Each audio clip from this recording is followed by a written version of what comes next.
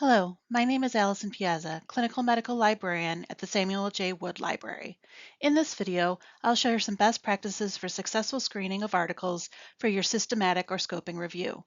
These two categories of review fall into a broader category known as evidence synthesis, which is how I'll refer to it for the rest of this module. By the end of this video, you'll be able to 1. Describe best practices for screening, and 2. Create a high-quality screening guide.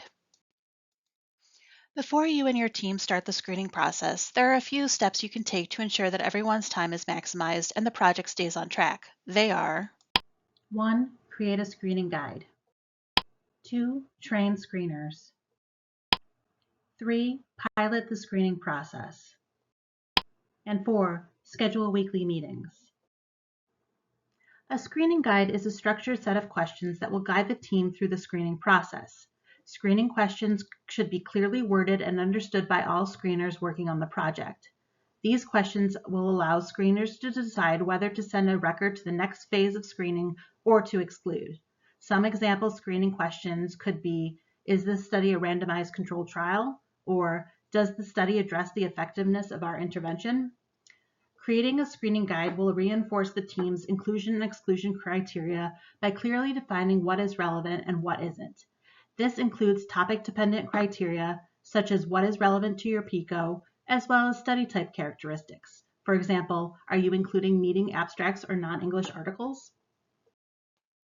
After creating the screening guide, it's time to train your screeners. Steps to training screeners include Providing team members with a conceptual overview of the project, orienting screeners to the screening questions, ensuring screeners understand that if the answer to any of the screening questions is no, the study should be excluded. Training screeners to base judgments on the screening questions alone. the next step is to pilot the screening process. Using the screening guide, have each team member go through a set of the same real examples independently. Best practice recommends going through 30 to 100 abstracts in the pilot phase. Once this is done, the team should meet and discuss the findings and disagreements. If necessary, revise the screening guide and/or questions. This run-through will arm the screeners with practical experience and allow the team to make any tweaks to the criteria. Remember, inclusion criteria can be narrowed at this point, but not broadened. Once everyone is working independently, scheduling weekly meetings is crucial to keep the project on track.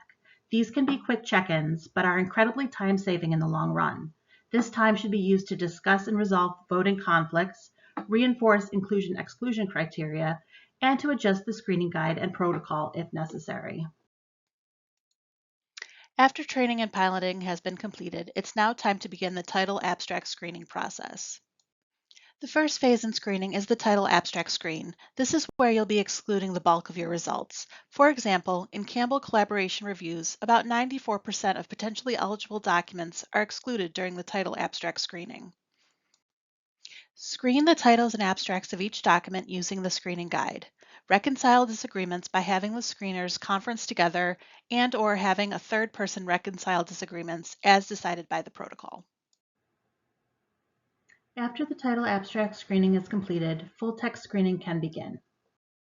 At this point, notify your librarian when title abstract screening is close to finish so that they can upload full text. Your initial screening guide can be adapted for the full text screening stage.